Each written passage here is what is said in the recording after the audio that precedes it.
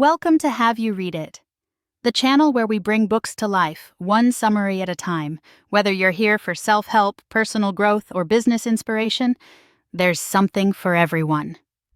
Today, we're diving into Daniel H. Pink's Drive, the Surprising Truth About What Motivates Us. This book challenges traditional notions of motivation, namely the carrot and stick approach, and offers a compelling alternative grounded in science. It's a fascinating exploration of what truly drives us as human beings, not just in the workplace, but in all aspects of our lives. Our journey starts with a look back at some groundbreaking experiments from the mid-20th century. Psychologist Harry Harlow noticed something peculiar while studying monkeys. When presented with a mechanical puzzle, the monkeys seemed intrinsically motivated to solve it, even without any external reward like food. Even more surprisingly, their performance actually declined when they were offered a reward. Around the same time, Edward Deci conducted similar experiments with humans and soma puzzle cubes. He discovered that when participants expected a reward for completing the puzzle, their intrinsic interest waned. Once the reward was removed, they played with the puzzle less than they had initially. This was a radical finding, suggesting that rewards could actually decrease motivation. These early experiments hinted at a third drive beyond our basic biological needs and our response to external rewards and punishments.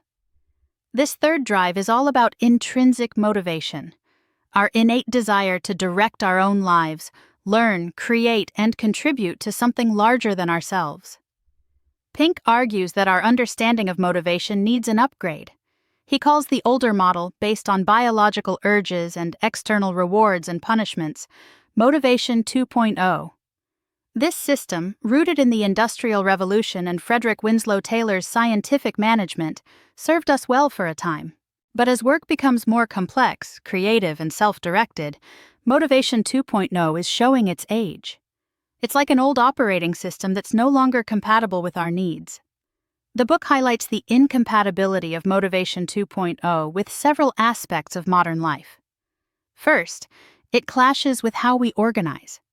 The rise of open-source projects like Wikipedia and Firefox shows the power of intrinsic motivation. People contribute to these initiatives not for money, but for the joy of creation, the challenge of the task, and the sense of community.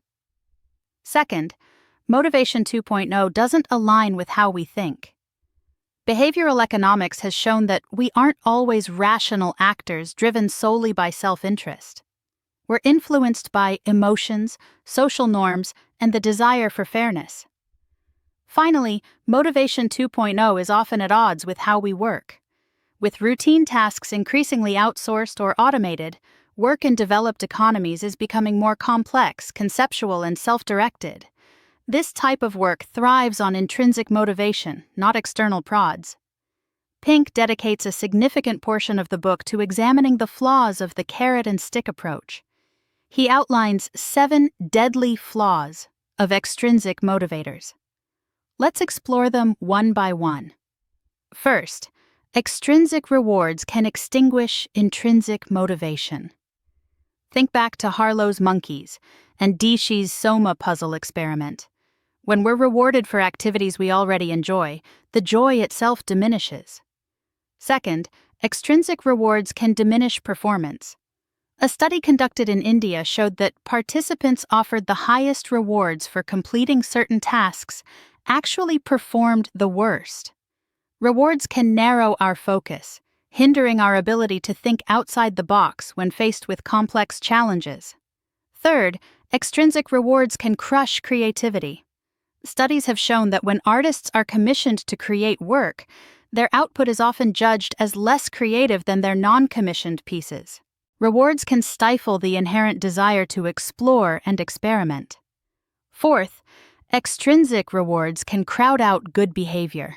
A study on blood donations showed that offering a monetary incentive actually decreased the number of people willing to donate.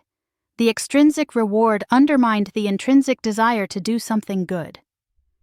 Fifth, extrinsic rewards can encourage cheating, shortcuts, and unethical behavior. When a reward becomes the sole focus, people are more likely to compromise their ethics to achieve it. Think of corporate scandals, academic cheating, or athletes using performance-enhancing drugs. Sixth, extrinsic rewards can become addictive. Just like addictive substances, rewards trigger the release of dopamine in the brain, creating a cycle of craving and dependence. This can lead to risk-seeking behavior and poor decision-making. Seventh, extrinsic rewards can foster short-term thinking. When we're fixated on a reward, we tend to neglect the long-term consequences of our actions. This can be particularly damaging in business, where an obsession with quarterly earnings can jeopardize a company's long-term health. Now, Pink isn't saying that all rewards are bad all the time. He acknowledges that if-then rewards can be somewhat effective for routine tasks where there's not much intrinsic motivation to undermine. He also suggests that now-that rewards, unexpected bonuses given after a task is complete, can be a way to acknowledge achievement without damaging intrinsic motivation. So, if Motivation 2.0 is so flawed, what's the alternative? Pink proposes Motivation 3.0, a new operating system built around 3 essential elements: autonomy, mastery, and purpose. He introduces the concept of Type 1 and Type X behavior. Type Y individuals are driven by intrinsic motivation, while Type X individuals are primarily motivated by external rewards. Autonomy, the first element of Type Y behavior, is our desire to direct our own lives. It's about having control over what we do, when we do it, how we do it, and whom we do it with. Companies that offer autonomy, even in radical doses, often see increases in productivity, job satisfaction, and employee retention. Pink provides several examples of companies that have embraced autonomy. Atlassian, an Australian software company, has FedEx Days, where employees spend a day working on any project they want and then share the results with their colleagues. Google famously allows its engineers to spend 20% of their time on side projects, which have led to innovations like Gmail and Google News. Mastery, the second element of Type 1 behavior, is the urge to get better and better at something that matters. It's about striving for excellence, not for external validation. The pursuit of mastery is fueled by flow, those optimal experiences where our skills are perfectly matched to the challenge at hand. Csikszentmihalyi's research on flow revealed that the most satisfying experiences occur when we're fully engaged in a task that stretches our abilities.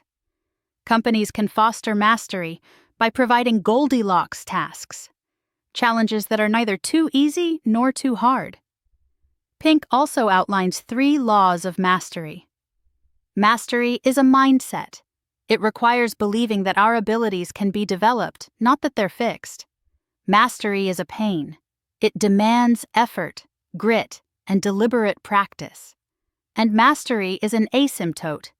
We can approach it but never fully achieve it, which makes the pursuit both frustrating and endlessly engaging.